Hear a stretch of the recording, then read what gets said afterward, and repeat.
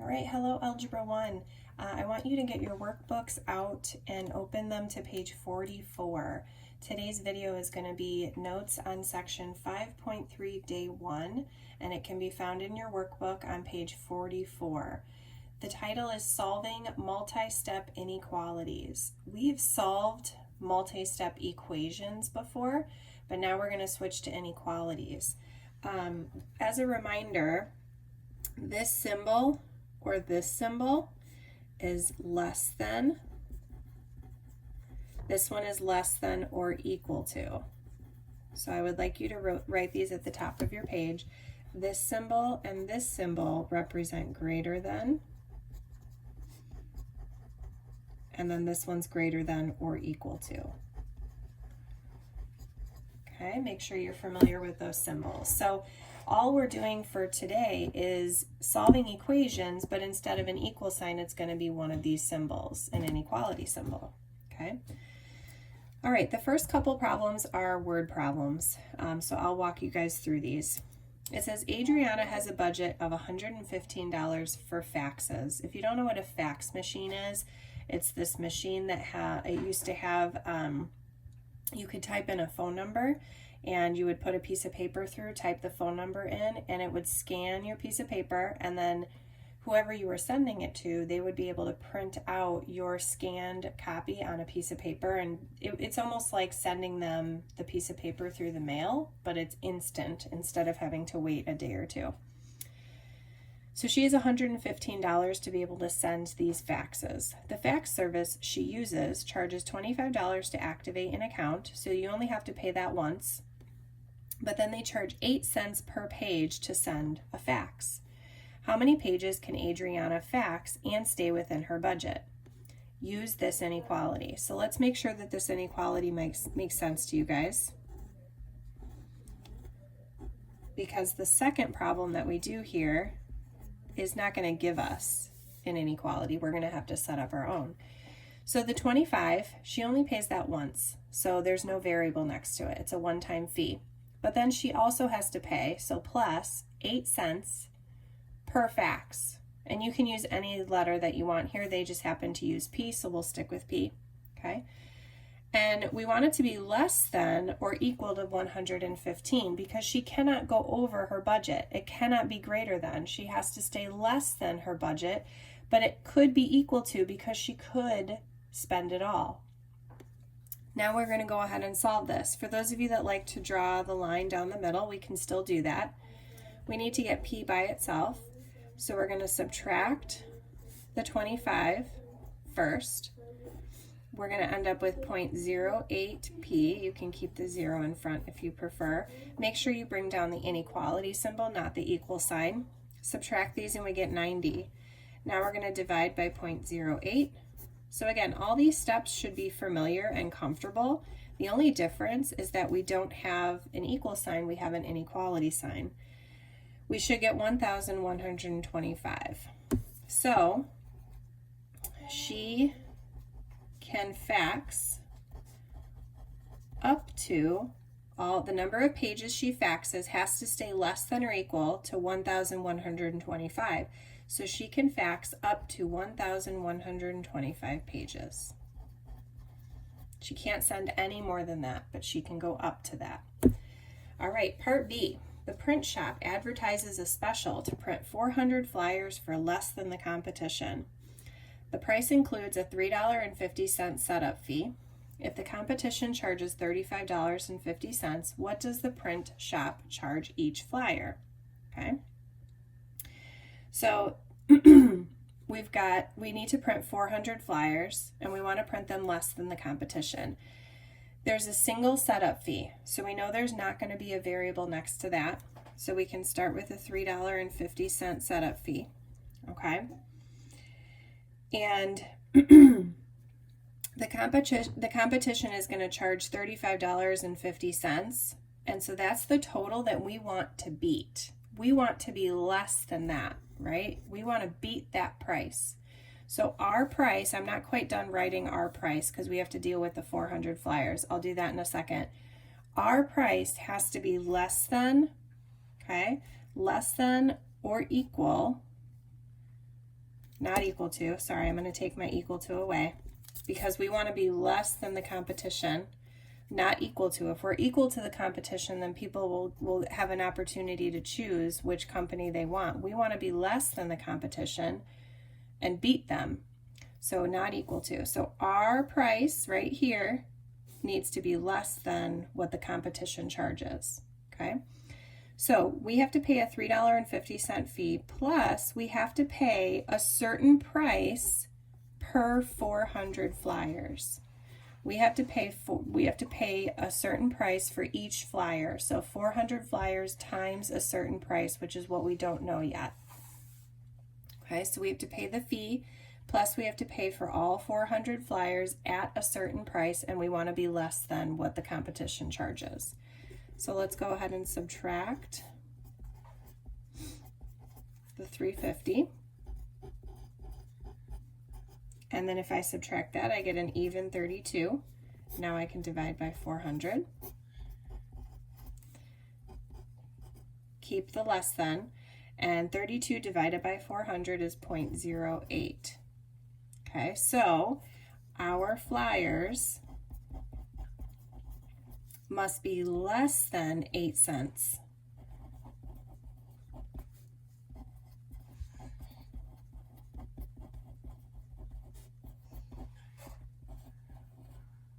It just so happens the 8 cents matches what we were doing up here with the fax machine, but they're completely separate problems.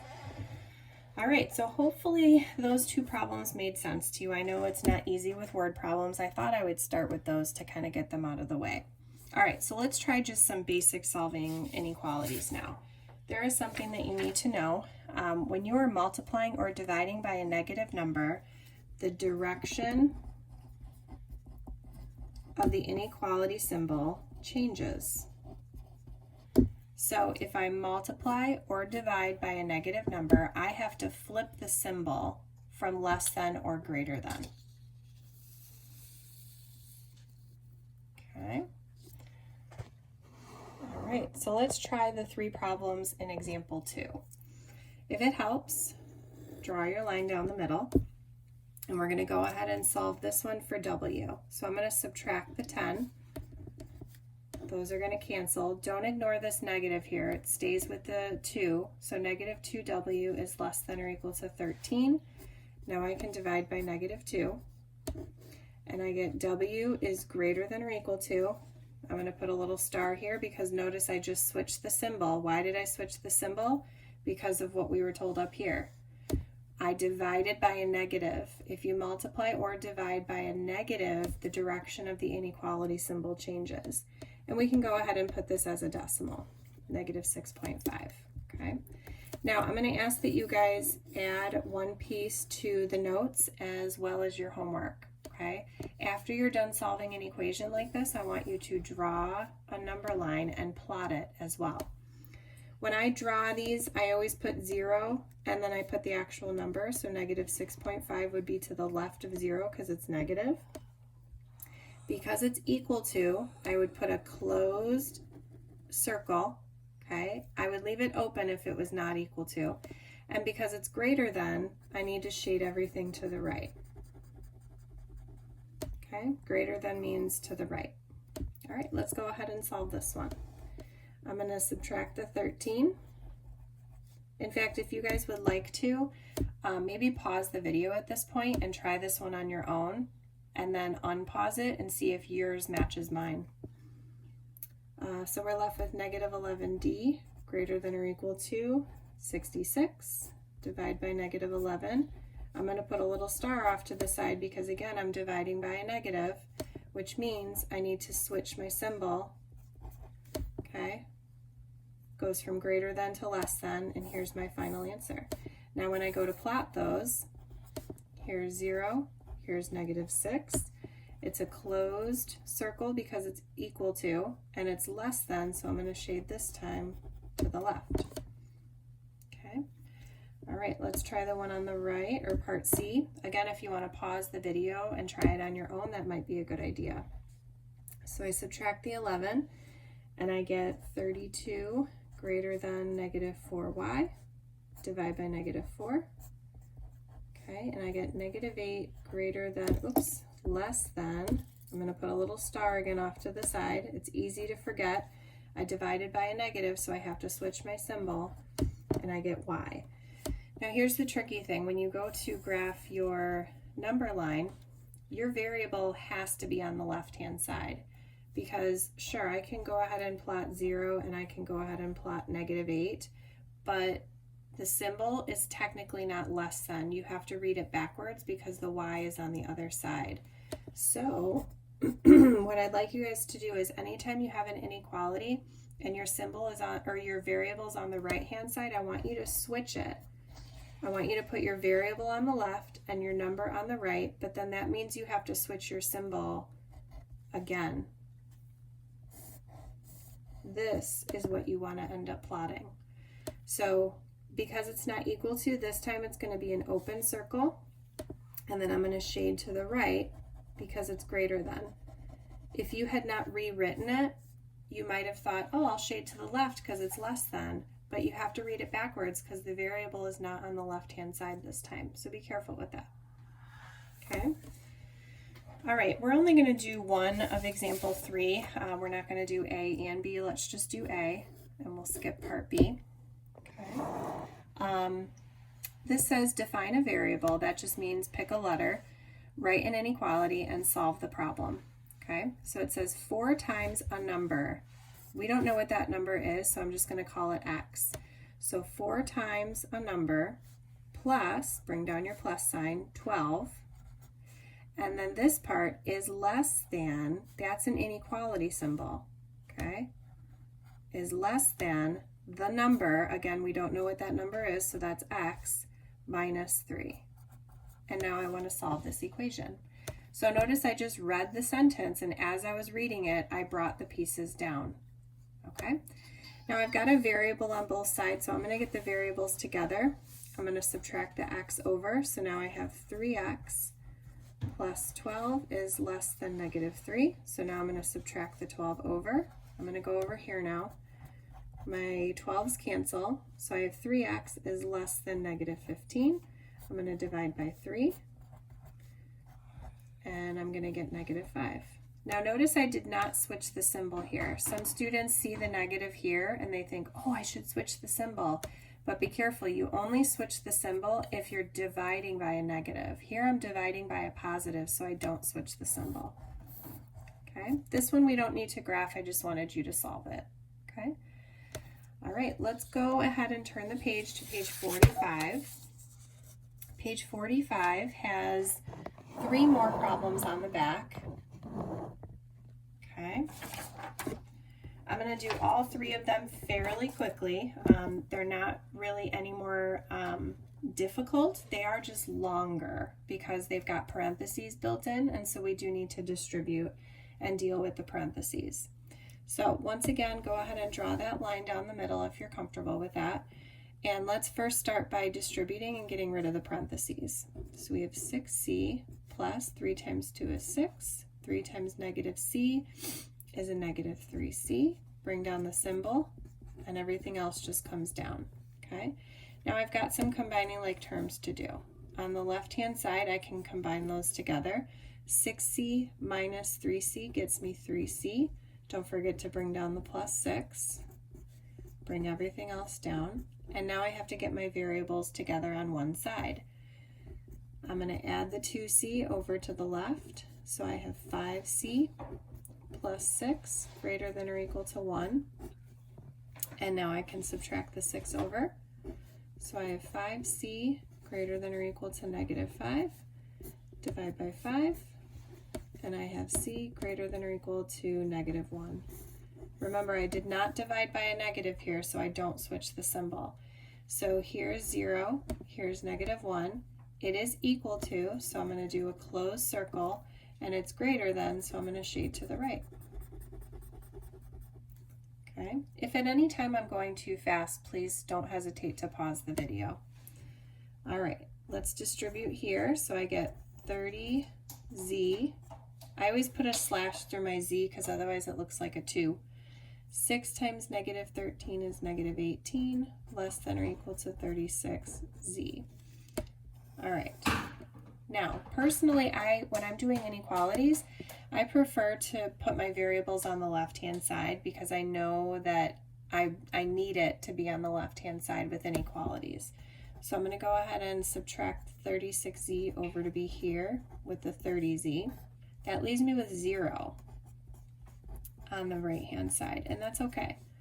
So then I'm going to add the 18, and I get 6z less than or equal to 18. Everything's positive, so I don't have to worry about switching my symbol. And I get z is less than or equal to 3. So here's 0, here's 3. It is equal to, so it needs to be a closed circle, okay? And I get less than or equal to. Oh, I just realized I made a mistake. 30 minus 36 is negative 6. So I do need to switch my symbol. So that becomes a negative 6. This becomes a negative 6. So when I divide both sides by negative 6, I do need to switch my symbol. Sorry about that, guys. I did it way too fast, I think. So by dividing by negative 6, I switch the symbol, and now that means I would shade to the right. Okay. Oh, and what else changes? 18 divided by negative 6 is a negative 3, so my negative 3 is going to go over here. There we go. So see, even teachers make mistakes, especially if we go too fast. So let me recap. 30 minus 36 is a negative 6. I added 18. Negative 6z is less than or equal to 18, but then I have to divide by a negative. I divided by a negative, so I have to switch the symbol here, okay? Positive divided by a negative is a negative. So here's 0, here's negative 3. It's got to be a closed circle because it is equal to, and then it's greater than, so I'm going to shade to the right. Okay? All right, let's do this one over here. Hopefully I don't go too fast to where I possibly make another mistake. So I have 2h plus 12 greater than negative 24 plus 3h. Careful with the double negative here. Negative 3 times negative h. If you want to draw that line down the middle, you can. Again, I prefer my variables to be on the left, so I'm going to move my 3h by subtracting it over to the left. So that gets me negative 1h.